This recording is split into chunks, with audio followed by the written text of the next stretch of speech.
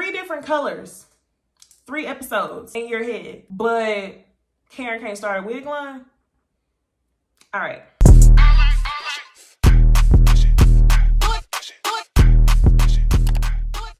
Hey y'all, it's Necey Dixon. Welcome back to my YouTube channel. If you are new here, welcome. Go ahead and comment and tell me who sent y'all. I know a lot of y'all saw me on the panel last week with Scotty, Bondi, Jamie, Josiah, Terrence, and I hope I didn't miss anybody. But I was in an amazing panel last week for Real Housewives of Potomac. We are doing another live panel tomorrow night at 8 Central on Monday. So if you're seeing this video on Monday, the panel is today. Go ahead and watch that video on Scotty by Nature's channel. We're going to be talking about the episode again. Y'all can see different opinions and stuff like that. Go ahead and let me know if you show up. So tonight, y'all, we're about to review season 5, episode 18 of Real Housewives of Potomac, Shifty Wigs. All right, y'all. So, you know, they like to do little blurbs of what all the ladies are doing. The first person we get is Karen. And Karen is meeting with her wig stylist, Steven.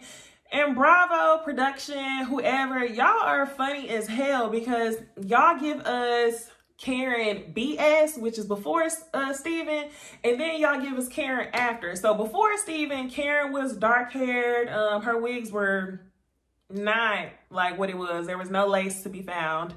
And I don't mean that in an invisible lace way. I mean that and she was just wearing any type of beauty supply store wig way. And after Steven, we got like real nice Grand Dame wigs. So I don't even know why the ladies were so confused about Karen doing this wig venture. It's in collaboration with RPG Show.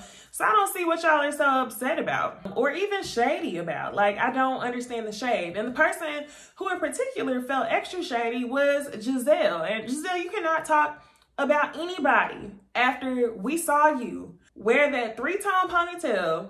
And where were they at? Portugal for 3 episodes. 3 different colors, 3 episodes in your head. But Karen can't start a wig line? All right. Next, y'all, we get Monique. Monique is back. This is an Ashley and Monique scene because y'all know the other ladies won't film with her besides Karen. And of course, Ashley brings baby Dean and Monique does one of those, oh, I didn't know you're bringing baby Dean. Like she's so, you know, excited to see him. But I think all the housewives are pretty tired of seeing Ashley film with her son. Like, call Eve up so you can start filming and doing your job without bringing your baby around. Or better yet, call his daddy and let his daddy watch him. Anyway, the girls are talking and Ashley, being the bone carrier that she is, well, first, Monique mentions the wig party to Ashley. Ashley is unaware that Monique was even invited. And she decides to carry the bone and says, okay, well, Karen said that she was not inviting you. Keyword, y'all, not inviting you. She made it seem like it would be for the best interest of the group. Monique is taken aback, but again, I think Monique is treading very lightly with starting beef with anyone outside of Candace. Number one, because if she does that, she's going to be on an island by herself. And number two, she ain't trying to be on an island by herself. So Ashley says, okay, let's go ahead and call Karen and get down to, you know, the answer. My thing with Ashley is like, you are so good at investigating and asking the smart questions when it comes to other people's shit. But when it comes to Michael down to the hotel room, you don't have anything to say. So I appreciate Ashley whenever she has moments like that with the girls, but it'd be nice to see her hold her husband accountable for some stuff like that too. They talk to Karen on the phone and Karen says that those words, Monique isn't invited, never came out of her mouth. She said that Monique wouldn't be able to come. Monique accepts what Karen says. Like I told y'all, she don't want to start nothing with anybody outside of Candace. And that's pretty much it. Monique also mentions during the dinner that Karen came to her son's birthday party where Karen was drinking. Keep in mind, y'all, this was 3 days ago. So this is after Karen had already told the other ladies that she had an ulcer. So Ashley takes that information and best believe she's going to bring it up later on in the episode like the bone carrier that she is.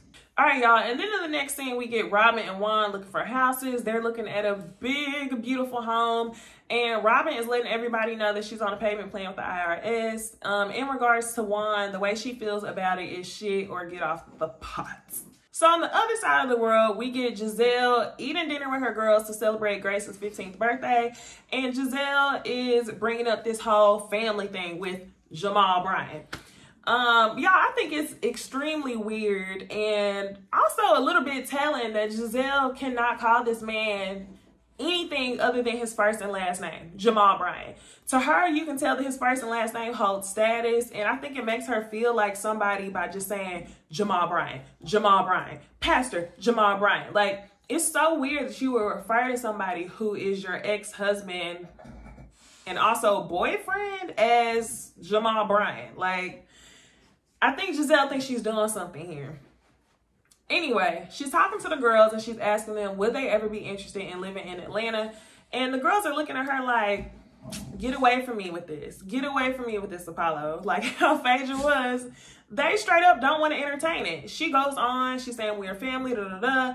I want y'all to know that I'm going to keep saying y'all's father. And the twin straight up says like, are we done? Like, stop talking to me about it.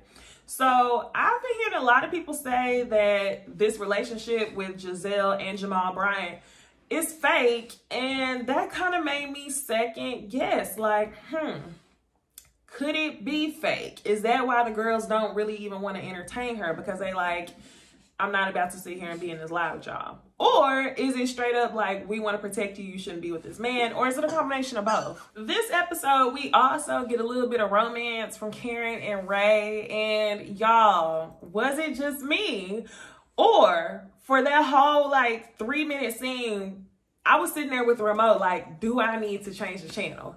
I didn't want to see anything extra come from Karen and Ray. That's like seeing that's like seeing your parents on TV trying to be grown and sexy. I just couldn't do it. Good for Ray and Karen in their relationship and them making it work, but that just, I was ready to click off real quick. All right, y'all. So the next important scene we get in this episode is Wendy having this long conversation with her mom. Y'all, we've been waiting all season long for Wendy to tell her mom that she no longer wants to be a professor. Now, we know, like, in the Nigerian community, Wendy having her 4 degrees and, you know, these important jobs allows her mom to hold stature in the community. So Wendy tells her mom, hey, I just want to let you know, I want you to be proud of me, da da da. I don't want to be a professor. And what took me out, y'all, her mom straight up laughed in her face and looked to God. Like, girl, have you lost it? So her mom is basically telling her the reason for her not wanting her to quit her professor job is that, she feels important in the community. She gets kudos from her friends. And that's all the reason why Wendy should not be doing something. Like, you cannot live for your parents.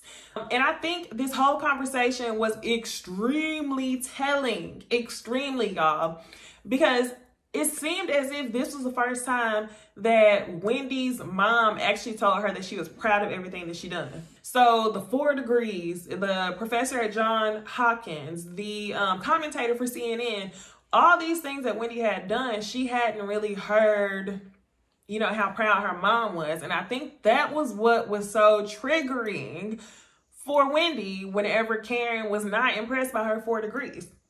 So I knew that there was definitely some trauma to be worked out there. We got down to the answer of it. So it sounds like since Wendy's mom is proud of her, Wendy got her blessing, and she's probably not going to be a professor at Johns Hopkins.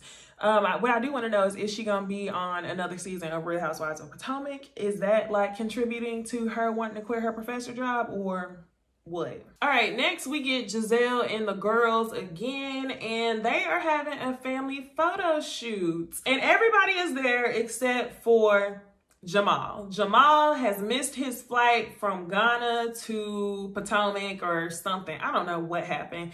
Giselle's going on about her business. She basically just took it and, rolled with it, made it seem like it didn't really bother her. Her hairstylist is asking her, like, does it not bother you? And she's saying, well, I don't want to show the girls that, the show has to stop just because Jamal Bryant isn't here.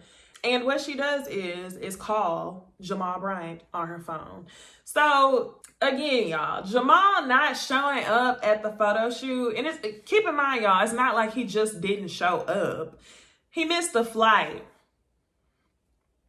This made me think even more that this relationship could definitely be fake. Giselle, why don't you just reschedule the photo shoot? Like, if y'all are a family, let it be a family photo shoot. It's fine. I'm just confused. I understand you wanting to show the girls that stuff must go on, but if the purpose was to have a family photo shoot with your man, Jamal Bryant, that's what you should have done. You should have just rescheduled it. So I really don't know how serious this relationship is. I'm low-key starting to feel like it might be fake. I mean, I always feel like it could be fake, but I'm like, Giselle seems foolish enough to really broadcast Jamal Bryant as her man, so maybe this is real.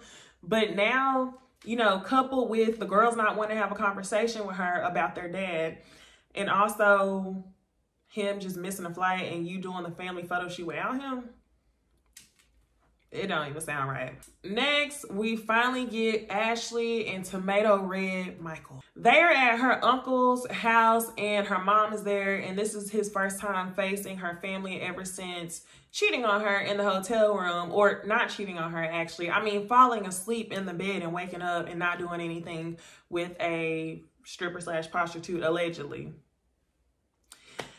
Anyway, Ashley's uncle is on one. Respectfully, he's telling him, like, you know, everyone has demons, but, you know, this is basically some BS that you can't be doing. Like, not only did you make a fool of Ashley, but you make our family look this way. And Ashley's mom is co-signing. And Michael basically says, like, hey, I'm my own critic. You know, I've been tough on myself, and, you know, no one can make me feel, I've been hard on myself, so I completely understand. And it's like, okay, Michael. Yeah, I'm low-key tired of talking about Ashley and Michael. It is what it is. Her uncle didn't come down too hard. But, I mean, what all can you do? If Ashley's not going to hold her man accountable, what can your uncle and your mom do? This is the biggest portion of the episode, the most entertaining portion of the episode. Y'all, we finally get to Karen's event. Monique shows up first, and she's dressed down because she has to go to a charity event after. And she says to Karen, like, hey, you know, I'm here to support you because you wanted me here to support you in a friendly type way. And they're sitting down on the couch talking, and Monique once again brings up the fact that Karen told the ladies in Portugal that she was not invited to the wig party. Karen kind of gives the runaround, basically says that she's in a difficult position because she wants, you know, the best interest of everyone to work out. And I don't know. Monique accepts what she says. Like I told y'all, Monique ain't trying to be on an island by herself. Second, Monique is trying to film, okay? If she cuts off Karen, who's she gonna film with? She lets it be that. While her and Monique are sitting down, it looks like, y'all, it don't even look like Monique and Karen have got the seats warm where they've been sitting at. Karen gets a text message from Candace letting her know that she's on the way. Immediately, Karen is like, okay, well, I'll let you go. And she tries to exit Monique, basically. It's cold outside, y'all. And she's trying to send Monique outside to wait on her driver. Someone ends up walking in. Guess what? It is not Candace. Y'all built up this whole commercial, bravo, making it seem like Candace and Monique are going to see each other. They did not. Monique ended up leaving to go on to her event. So shortly after Monique leaves, the rest of the ladies show up except for Giselle. The reason why Giselle says she don't come is because she has some beef with Steven. And Steven, supposedly, they showed the screenshots on the screen, had been talking mess about Giselle on social media. And honestly, y'all, it just looks like Steven is a fan of the show. It looks like Steven ain't saying nothing different than anybody else or any of us. And y'all in the comments, because Giselle shows her ass on TV every week. So Giselle doesn't want to come. She doesn't want to support Steven's business. So as the ladies are entering the building, I think it's Robin who says something shady like, whose business is it anyway? Is it Karen's business or is it Steven's business? Because Karen announces Steven as the creative director of LaDon Wigs and RPG show collaboration. To me, it's not that serious. Just showing up to the event, support it, keep it moving. Nobody had questions about Giselle's business, the Every Hue makeup line, and where it went. Like, y'all are asking so many questions about Karen's business, but there's nothing to show. Like, what phase is Giselle's business in? Y'all let me know if it's still around. with phases. Y'all, somebody mentioned that this event was a very cozy space, and they never lied, because it literally looked like the camera was going like left, right, left, right. And it's like everything that the ladies were saying, you could tell the entire room could hear, because they kept showing reaction. So Ashley gives the ulcer medicine and basically lets her know, hey, I know you don't have an ulcer, like you were turning up with Monique. Robin says to her, not minding her business, trying to secure a check, I told y'all. She says to her, so did you feel like you were gonna say something that you were gonna regret if you were drinking? Like, why'd you lie? And Karen turns up and she says, oh, well, you need to be worrying about what Juan is saying when he's drinking. Woo! And then they kind of just like cut the air. And then Ashley again doubles down as the bone carrier, or doubles, triples, quadruples down as the bone carrier, and tells the other ladies that Monique was actually invited to the event and that Monique was there before they showed up. Candace goes ghost, and they decide to ask Karen, like, why'd you invite Monique? Wendy, of course, says, you said she wasn't invited. Karen basically feels like she doesn't have to answer to the other ladies, and she ends up leaving her event early. After Karen leaves the event, Candace actually reveals to the other ladies that she was requested to show up early as well. So if Candace was requested by Karen to show up early, that means that she definitely would have had a run-in with Monique. I think Karen is looking really, really crazy right now. She keeps saying that she's trying to stay neutral, but she's kind of looking messy right now. I don't understand what's going on. So my question for tonight, y'all, what do y'all think about the situation with Karen asking Candace and Monique to both come early? Do y'all think she had good intent? Or do you think that she's really not being neutral in this situation? One thing I am glad about though, y'all, is next week is the season finale. And then we got Real Housewives of Atlanta. So go ahead and like, comment, and subscribe so you don't miss those videos. If you're already subscribed, go ahead and hit the notification bell right there next to the subscribe button so you don't miss a video. And I will see y'all in the next one. Bye. 48 hurt. 48 hurt. 48 hurt.